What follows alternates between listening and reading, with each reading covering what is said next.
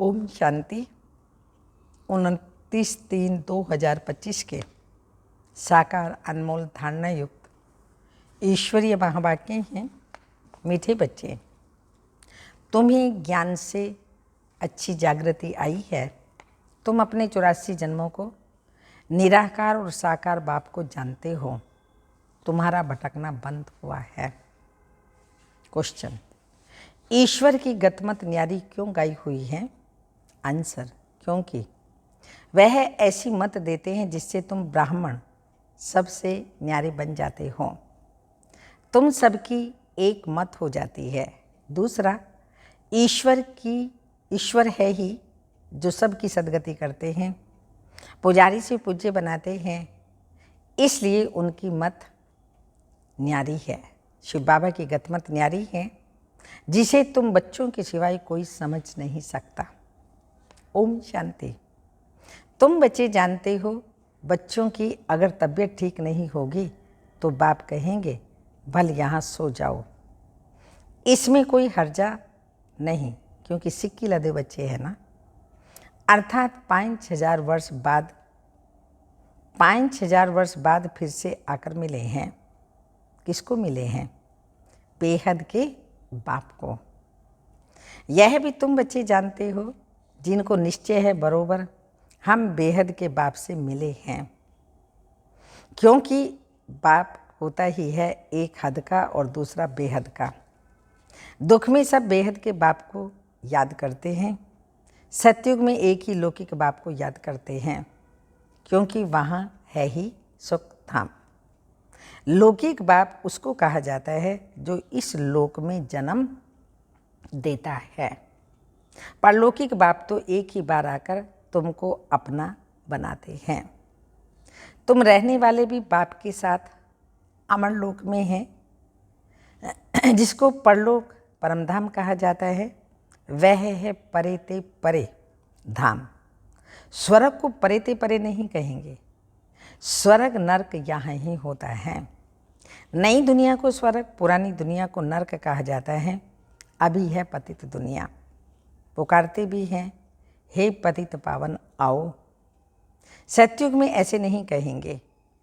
जब से रावण राज्य होता है तब पतित बनते हैं। उनको कहेंगे 5 विकारों का राज्य। सतयुग में है ही निर्विकारी राज्य।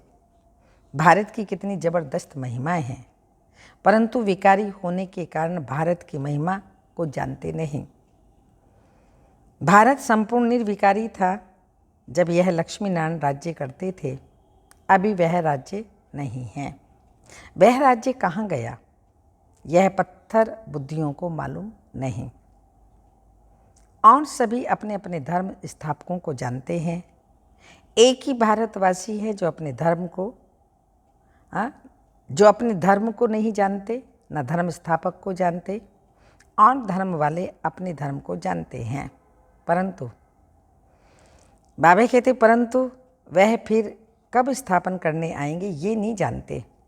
सिख लोगों को भी यह पता नहीं है। हमारा सिख धर्म पहले था नहीं। गुरु नानक ने आकर के स्थापन किया तो जरूर फिर सुख धाम में नहीं रहेगा। तभी ही गुरु नानक आकर फिर स्थापन करेंगे, क्योंकि वर्ल्ड की हिस्ट्री ज्योग्राफी रिपीट होती है ना। क्रिश्चियन धर्म भी नहीं था, फिर स्थापना हुई। पहले नई दुनिया थी, एक धर्म था, सिर्फ तुम भारतवासी ही थे। एक धर्म था, फिर तुम 84 जन्म लेते लेते यह भी भूल गए कि हम ही देवता थे। फिर हम ही 84 जन्म लेते हैं। तब बाप कहते हैं तुम अपने जन्मों को नहीं जानते हो। मैं बतलाता हूँ। आधा कल्प राम राज्य था, फिर रावण राज्य हुआ। पहले है सूर्यवंशी घराना, फिर चंद्रवंशी घराना राम राज्य। सूर्यवंशी लक्ष्मी नारायण के घराने का राज्य था, जो सूर्यवंशी लक्ष्मी नारायण के घराने के थे। 184 जन्म ले अभी रावण के घराने के बने हैं। आगे पुण्य आत्माओं के घराने के थे, अभी पाप आत्माओं के घराने के बने हैं। 84 जन्म लिए हैं, वे तो 84 लाख कह देते हैं। अब 84 लाख का कौन बैठ विचार करेंगे, इसलिए कोई का विचार चलता ही नहीं। अभी तुमको बाप ने समझाया है, तुम बाप के आगे बैठे हो। निराकार बाप और साकार बाप दोनों ही भारत के नामी ग्रामी हैं। गाते भी हैं परंतु बाप को जानते नहीं हैं। अज्ञान नींद में सोए पड़े हैं। ज्ञान से ही जागृति होती है। रोशनी में मनुष्य कभी धक्का नहीं खाते, अंधियारे में धक्के खाते रहते हैं। भारतवासी पूज्य थे, अब पुजारी हैं। लक्ष्मी नारायण पूज्य थे ना, यह किसकी पूजा करेंगे? अपना चित्र बनाए अपनी पूजा तो नहीं करेंगे, यह हो नहीं सकता। तुम बच्चे जानते हो हम ही पूज्य, सो फिर कैसे पुजारी बनते हैं? ये बातें और कोई समझा नहीं सकते, बाप ही समझाते हैं। इसलिए कहते भी हैं ईश्वर की गत मत न्यारी है। अभी तुम बच्चे जानते हो बाबा ने हमारी सारी दुनिया से मत न्यारी कर दी। सारी दुनिया में अनेक मत मतांतर हैं, यहाँ तुम ब्राह्मणों की है एक मत, ईश्वर की मत और गत। गत अर्थात सदगति, सदगति दाता एक ही बाप है। गाते भी हैं सर्व का सदगति दाता राम, परंतु समझते नहीं हैं राम किसको कहा जाता है।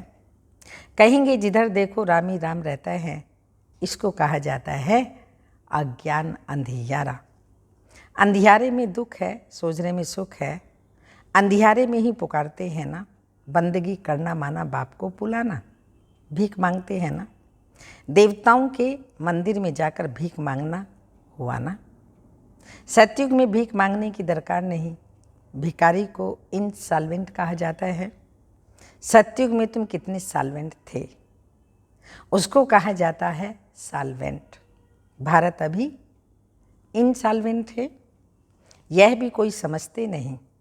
कल्प की आयु उल्टी सुल्टी लिख देने से मनुष्यों का माथा ही फिर गया है। बाप बहुत प्यार से बैठ समझाते हैं। कल्प पहले भी बच्चों को समझाया था। मुझ पतित पावन बाप को याद करो तो तुम पावन बन जाएंगे। पतित कैसे बने हो? विकारों की खाद पड़ी है, सब मनुष्य जंक खाए हुए हैं। अब वह जंक कैसे निकले, मुझे याद करो। देही अभिमान छोड़ो, देही अभिमानी बनो, अपने को आत्मा समझो। पहले तुम हो आत्मा, फिर शरीर लेते हो। आत्मा तो अमर है, शरीर मृत्यु को पाता है। सत्युग को कहा जाता है अमर लोक, कलयुग को कहा जाता है मृत्यु लोक। दुनिया में यह कोई भी नहीं जानते कि अमर लोक था फिर मृत्यु लोक कैसे बना। अमर लोक अर्थात अकाले मृत्यु नहीं होती, वहाँ आयु भी बड़ी रहती है। वह है ही पवित्र दुनिया। तुम राजऋषि हो। ऋषि पवित्र को कहा जाता है। तुमको पवित्र किसने बनाया? उनको बनाते हैं शंकराचार्य, तुमको बना रहे हैं शिवाचार्य। यह कोई पढ़ा हुआ नहीं है, इन द्वारा तुमको शिव बाबा आकर पढ़ाते हैं। शंकराचार्य ने तो गर्भ से जन्म लिया, कोई ऊपर से अवतरित नहीं हुआ।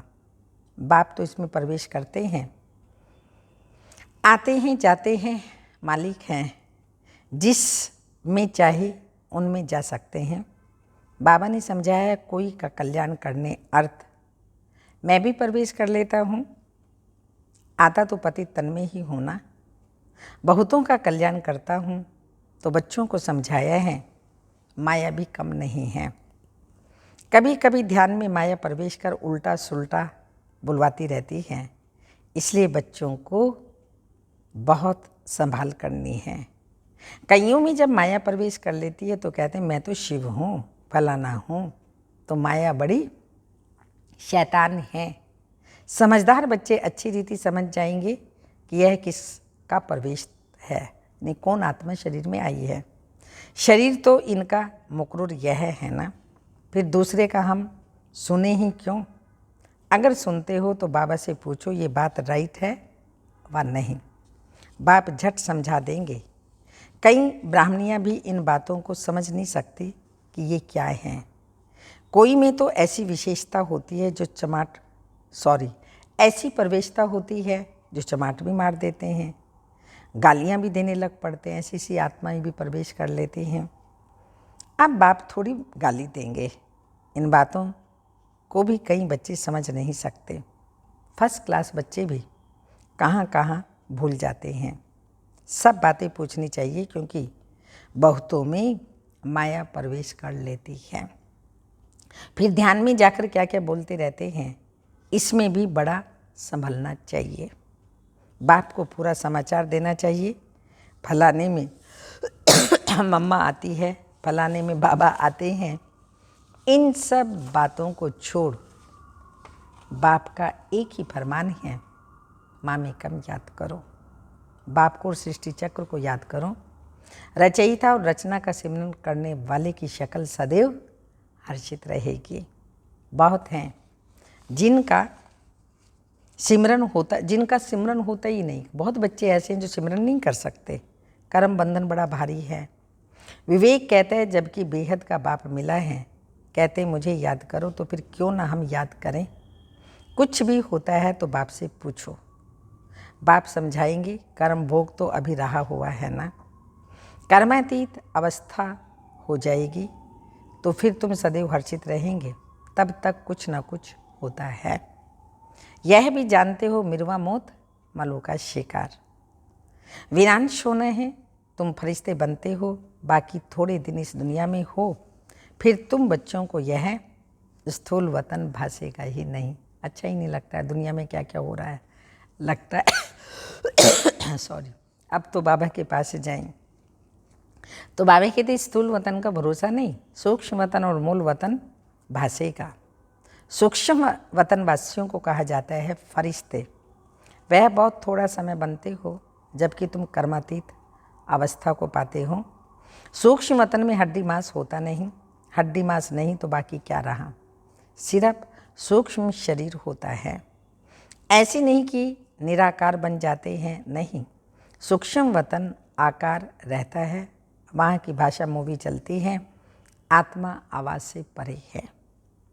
उसको कहा जाता है स्टिल वर्ल्ड। सूक्ष्म आवाज़ होता है, यहाँ टॉकी है, फिर मूवी और फिर है साइलेंस। यहाँ टॉकी चलती है, ये ड्रामा का बना बनाया पार्ट है। वहाँ है साइलेंस, वह मूवी और यह है टॉकी। इन तीन लोगों को भी याद करने वाले कोई बिरले होंगे। तो बाप समझाते हैं बच्चे, सजाओं से छूटने के लिए कम से कम 8 घंटा कर्म योगी बन कर्म करो, 8 घंटा आराम करो, 8 घंटा बाप को याद करो। इसी प्रैक्टिस से तुम पावन बन जाएंगे। नींद करते हो, वह कोई बाप की याद नहीं। ऐसे भी कोई ना समझे कि बाबा के तो हम बच्चे हैं ना, फिर याद क्यों करें। नहीं, बाप तो कहते हैं मुझे वहाँ याद करो, परम धाम में मुझे याद करो। अपने को आत्मा समझ मुझे याद करो। जब तक योग बल से तुम पवित्र ना बनो, तब तक घर में भी तुम जा नहीं सकते। नहीं तो फिर सजाएं खाकर जाना होगा। सूक्ष्म वतन मूल वतन में भी जाना है, फिर आना है स्वर्ग में। तो बाबा ने समझाया है। आगे चल अखबारों में भी पढ़ेगा, अभी तो बहुत टाइम है। इतनी सारी राजधानी स्थापन होती है, south north east west, Bharat का कितना है। अब अखबारों द्वारा ही आवाज़ निकलेगा। तो बाप कहते हैं मुझे याद करो तो तुम्हारे पाप कट जाएंगे। बुलाते भी हैं हे पतित पावन लिबरेटर, हमको दुख से छुड़ाओ। बच्चे जानते हैं ड्रामा प्लान अनुसार विनाश भी होना है। इस लड़ाई के बाद फिर शांति ही शांति होगी। सुखधाम हो जाएगा, सारी उथल पाथल हो जाएगी। सतयुग में होता ही है एक धर्म, कलयुग में है अनेक धर्म। यह तो कोई भी समझ सकते हैं। सबसे पहले आदि सनातन देवी देवता धर्म था। जब सूर्यवंशी थे तो चंद्रवंशी नहीं थे, फिर चंद्रवंशी होते हैं। पीछे यह देवी देवता धर्म प्रालोप हो जाता है, पीछे फिर और धर्म वाले आते हैं। वह भी जब तक उन्हों की संस्था वृद्धि को पाए तब तक मालूम थोड़ी पड़ता है। अभी तुम बच्चे सृष्टि के आदि मध्य अंत को जानते हो। तुमसे पूछेंगे सीढ़ी में सिर्फ भारतवासियों को ही क्यों दिखाया है? बोलो ये खेल भारत पर है, उत्थान और पतन भारत का ही होता है, तो ये खेल भारत पर ही है। आधा कल्प उन्हों का पाठ, बाकी द्वापर कलयुग में अन्य सब धर्म आते हैं। गोले में यह सारी नॉलेज है। गोला तो बड़ा फर्स्ट क्लास है। सत्युग त्रेता में है श्रेष्ठाचारी दुनिया, द्वापर कलयुग में है भ्रष्टाचारी दुनिया। अभी तुम संगम पर हो, ये ज्ञान की बातें हैं। यह 4 युगों का चक्र कैसे फिरता है ये किसी को भी पता नहीं है। सत्युग में लक्ष्मी नारायण का राज्य होता है। इन्हों को भी यह थोड़ी पता रहता है कि सत्युग के बाद फिर त्रेता होगा, त्रेता के बाद फिर द्वापर कलयुग आता है। यहाँ भी मनुष्यों को बिल्कुल पता नहीं। भल कहते हैं परंतु कैसी चक्र फिरता है यह कोई नहीं जानते। इसलिए बाबा ने समझाया है, सारा गीता पर जोर रखो। सच्ची गीता सुनने से स्वर्गवासी बनते हैं।